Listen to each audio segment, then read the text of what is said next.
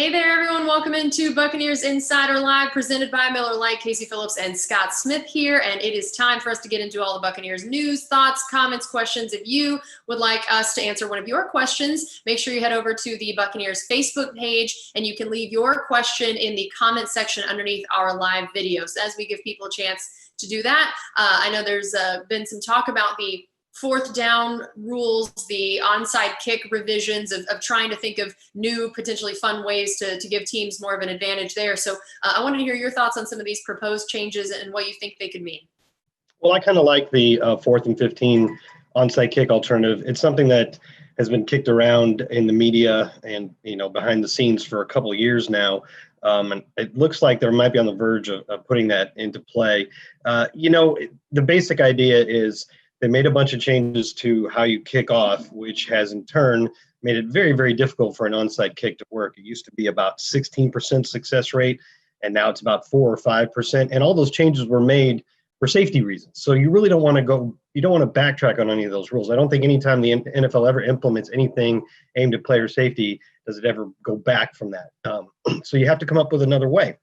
If you look at the numbers of 3rd and 4th down and 15 to go, it's about 16%. So it's pretty much right on the money. And you do that from your own 25. So if you don't convert it, then obviously it's the same penalty as an onside kick, although maybe a little bit worse in that you're giving the other team really good field position. But, you can only have so much sympathy for a team that's a couple scores down and is looking for a way to get back into the game. They should have, to keep everybody interested, there should be a way, but it shouldn't be that easy. The team that built that big lead, deserves that big lead. And so I think it's a good compromise. And, from a personal standpoint, or I guess from a Bucs standpoint, I think the Bucs will be in pretty good position, one of the better teams to take advantage of this rule. Hopefully we won't be down by 2 scores very often, but if you are, the Buccaneers led the NFL in pass plays of 20 or more yards last year. So if you have an offense with guys like Mike Evans who can make those plays downfield, think of a great 4th and 15 or 3rd and 15 play, a back shoulder sideline fade to Mike Evans. He runs that play to perfection, and now you got Tom Brady who can probably put it right on the money. So, I like the idea, and I also think that the Buccaneers would be in good shape to take advantage of it. Okay. And I know that we've talked so much about the offense this offseason for very understandable reasons, but the last couple of weeks we've gotten a chance to have media availabilities. They don't look like they used to. They're over Zoom. Normally we'd be having things like OTAs and rookie minicamp and stuff like that this time of year, and you just get a chance to hear from a bunch of guys as they come off the field, or some of the guys taking the podium. But they've had a few players doing Zoom media availabilities, and in the recent weeks it's been Sean Murphy-Bunting and Devin White. And of course they're kind of saying, hey, don't forget about us defensive guys. We're pretty good at this football thing too. So I want to hear, what are some of the things that you got out of those media availabilities and their attitudes and just their optimism about the defensive side of things this year? Yeah, I think the one thing we should point out about that is the Bucs have started doing that pretty regularly, at least once a week. And this week there's going to be 2 of them. And, a fan can't get into the Zoom meeting in order to ask questions, but you can watch the stream live on Buccaneers.com. And Todd Bowles is going today at 2, I believe. And then Ali Marpet tomorrow at 1:30. I might have those 2 times backwards. I can't remember if today's 1:30 and tomorrow's 2. But anyway, come around 1:30 or so to Buccaneers.com, and you can watch Todd Bowles today and Ali Marpet tomorrow. But I think what you were alluding to is both Sean Murphy-Bunting and Devin White, who were both very good rookie defenders last year and are probably going to be cornerstones for this defense for a long time.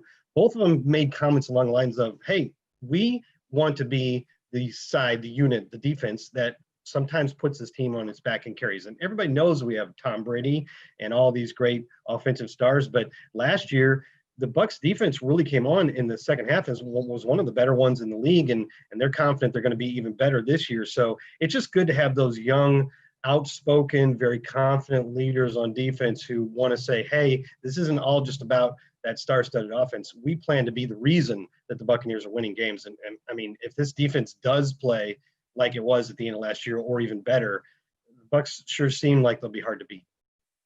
I completely agree. And speaking of the defensive side, Jeffrey wanted to know, do you see Shaq having double-digit sacks again this year?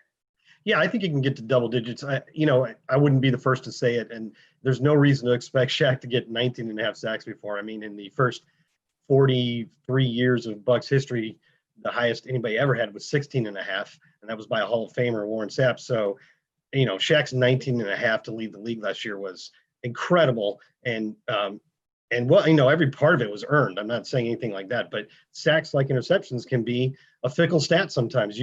I think Shaq could easily be just as effective rushing the passer this year. And he had 78, I think, combined pressures, hurries, and sacks. And that's a ton. It was like third highest, somewhere near the highest of the league. And he could do that again, but not get near 19 and a half sacks, maybe 10, 12, something like that. But certainly he's capable of it, absolutely. Mm-hmm. And Lee wanted to know, is there any potential interest in Jamal Adams? Well, Jamal Adams' safety for the Jets, I don't know who would not be interested in Jamal Adams. He's a fantastic player. But first of all, there's no reason to believe that. I know there's been some discord there, but it appears like the Jets don't want to get rid of Jamal Adams. So it's probably a moot point. And then you also have to think about what it would take if the Jets decided to trade him to somebody. It's going to take like pretty high draft capital to get him. Think about Jalen Ramsey needing 2 first-round picks to go to the Rams. I think corner may be a somewhat more premier position than safety, but it would still cost quite a bit in draft capital, I assume. And I'm not sure, after just drafting Antoine Winfield this year, Mike Edwards last year, Jordan Whitehead the year before that the Buccaneers wouldn't rather just keep that draft capital, find out what they have in Winfield, and build their safety position out of what's already on hand. Right.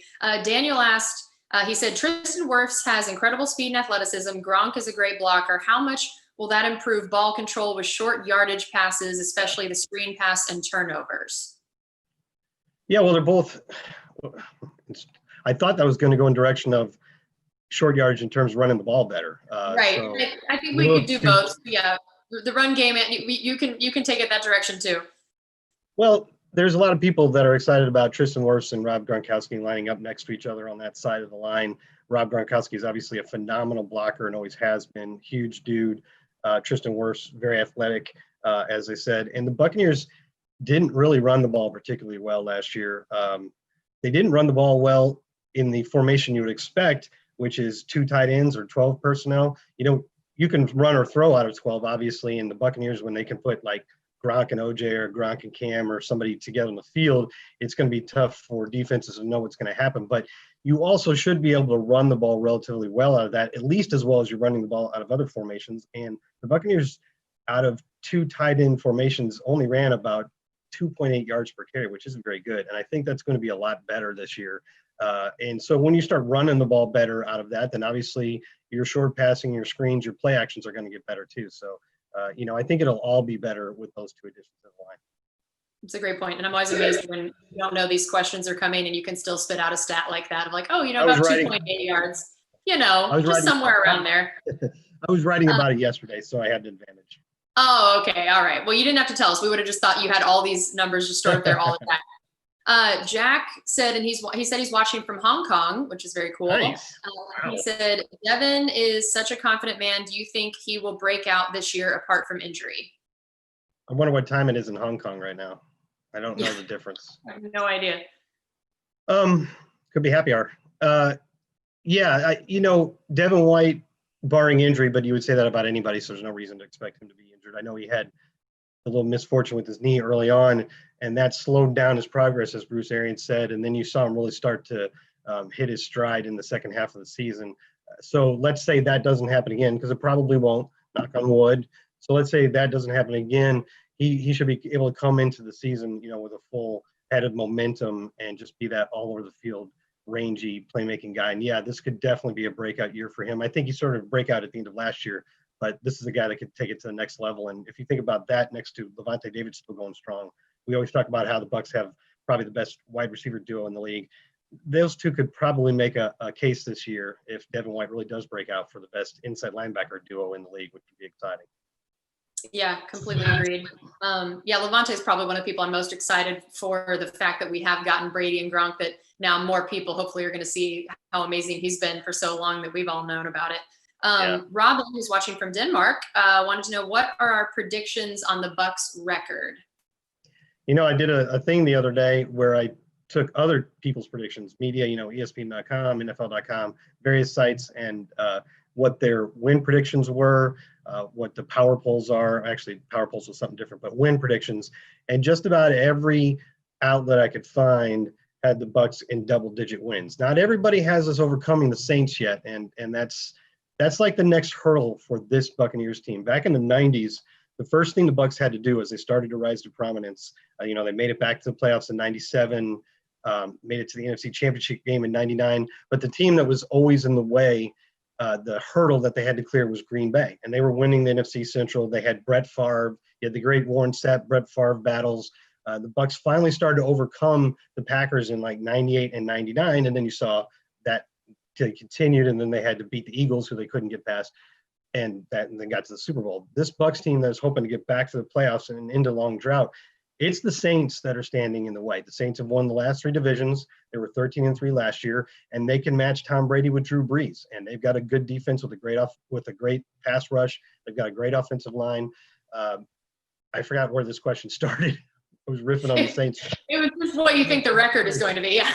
Yeah. So if I were just to agree, because obviously people are going to think we're going to be homers here. So if we just agree with what the outside media is saying, Bucs are in the 10 to 11 win range, but that won't necessarily be enough to win the division. So that's going to be interesting. But I think double digits is the starting point for this team. If you see odds makers, I think they usually put us at the over-under at about 9.5 wins. So 10 is what I think is the baseline expectation. Obviously, we're hoping for more like 11 or 12. Yes, for sure. And it worked out really well that you happened to bring up the Saints, because our next question is from Kenneth, and he said, what's the key to stopping Brees and Thomas this year? And he said, we got to take the division over again. So yeah, so the idea of how to beat Brees and Thomas, which, I'm pretty sure if we knew the answer to that, a lot of people in the league would be paying us a lot of money. Yeah, Michael Thomas, to me, the Brees to Michael Thomas combination, which, by the way, when you and I and Carmen were doing a roundtable week a couple weeks ago, and one of the questions was, what's the biggest challenge for the Bucs defense? My answer was Drew Brees to Michael Thomas. And it just, everybody knows it's coming, and yet you can't stop it. He's good at physically beating people, off the press or at breaks. And he's just such a good route runner. And then Drew Brees is so precise with his passes that you can know what's going to happen, and he still catches 7, 8, 9 passes on you. And by the end of the year, he's got 100. I think he had 145 receptions. So in 16 games, that's like 9 a game. So I think that probably the key is accept the fact that Drew Brees is going to complete some passes to Michael Thomas, but keep them from being big plays. I think so. Sometimes with some of the best players you face on either offense or defense, they're gonna have some success against you. You just got to try to limit it. Mm-hmm. We also got a response from our guy watching from Hong Kong. He says it's 10 p.m. So he said, yes, happy hour. Wow, it's been a long happy hour. Okay. I know, right? Yeah, happy hour is plural. Dennis wanted to know, what will Keyshawn Vaughn's role be? Well, if you take what the Bucs had last year, and their primary carries were split between Ronald Jones and Peyton Barber, and now Peyton Barber isn't with us anymore. He's with Washington now. Keyshawn Vaughn, to me, would easily, at the baseline, step in there and take those number of snaps that Peyton Barber was getting. After the 2, Ronald Jones became the starter about the 8th game in, and then was a starter rest away, and then got more snaps. And he ended up with, I think, something like 172 carries to Peyton Barber's 145 or something like that. So you could probably start that as the baseline, because I think from comments you hear from both Bruce Arians and Jason Light is that there just aren't many teams anymore that are just giving all their carries, or 95% of their carries, to one back. Most teams are using a variety of running backs, and I think that's what we're going to be like. Keyshawn, I think, could expand his role beyond that if he proves to be a good pass catcher, and not just a guy screen passes, but actually splitting out and running some routes. That's what we're going to find out. They think he's capable of doing that. We're going to find out if he can do that on the NFL level. And if he can, I think you could see his role expand. But in the very least, I think he's part of the 1-2 punch with Ronald Jones. Okay. And Christopher wanted to know, do you think we'll see O.J. Howard play more than last year, or will we see more Cameron Brate? So which one of those guys do you think we're going to see more playing time from? Yeah, I don't think you probably would expect O.J. Howard to play more than he did last year when you've added Rob Gronkowski to the mix. So I guess the question is, who's going to play more O.J. Howard or Cam Brate.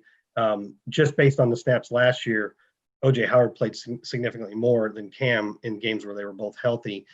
So I wouldn't expect that to change. But I'm interested to see how all that shakes out. I think they're going to be creative with those three guys, and I'm sure they'll have a good role for Cam Brate, especially in the red zone where he's always proven to be so effective. I mean, he's 24 touchdowns over the last 4 years. That's fourth among all tight ends in that span, and almost all of those are on plays that are snapped inside the opponent's 20. So that's where his bread and butter is. And he's said that before, like his sweet spot is around the 15-yard line. So I think he's still quite a weapon there. But if you ask me which one I think will get more snaps overall, probably O.J. Howard. Okay, and Cash said, do you think Scotty Miller is going to be placed in more packages? That probably depends on how good Tyler Johnson proves to be. I mean, last year, Brashad Perryman was your 3. And if you look at it, the snap differential between Brashad and Scotty Miller when all the receivers were healthy was pretty wide. Brashad was taking almost all of the third receiver snaps, and Scotty was getting, maybe 10 a game or something like that. And then there were 2 games where Brashad was out and Scotty Miller played a ton of snaps. And then he got a little bit more towards the end of the year before he hurt his hamstring. So to me, if Tyler Johnson quickly grabs that third receiver role, then Scotty's probably in the same position again, getting his snaps where he can and getting more when some guys are out with minor injuries. But on the other hand, Scotty, I'm sure, is going to come into this camp whenever it happens with his goal of winning the third receiver job. And, that speed he's got is real. He might be the fastest receiver on the team. And when you go to 3 wide receivers, we often put Chris Godwin into the slot where he was very effective last year. And if you put Scotty on the outside where he mostly played, you've got that guy that can clear out the defense, maybe make some big plays, but at the very least sort of clear out the defense to give more room for Chris Godwin working over the middle of the field. So it's going to come down to who really wins the primary third receiver job between those 2 guys and maybe Justin Watson. But so that's what, we'll see. We'll see. Right. And we'll close with this. I think the name is Isai. I hope I didn't botch that. Isai said, which position group will have the biggest battle this year? Ooh, that's a good one. Sounds like a good roundtable discussion. Corners, safety. That would be one. Yeah, I'd probably have to go with safety. I think at most spots, at the first 2 levels on defense, the starters are probably pretty close to set. And then on offense, you can predict the offensive line. You know who the tight ends are going to be playing, quarterback, receivers. Yeah, I think it's got to be safety. And that's a lot of young guys, including a rookie that they're really high on, that have to sort out. And that doesn't necessarily mean just 2 guys win and everybody else watches. Todd Bowles will do some stuff with 3 safeties, and he'll have different packages. So we'll see how that goes, but I think that's probably the best battle. All right. Well, that's going to do it for us on this edition of Buccaneers Insider Live presented by Miller Lite. Thanks, as always, to all of you guys for being with us and for those awesome questions. And we'll see you next time.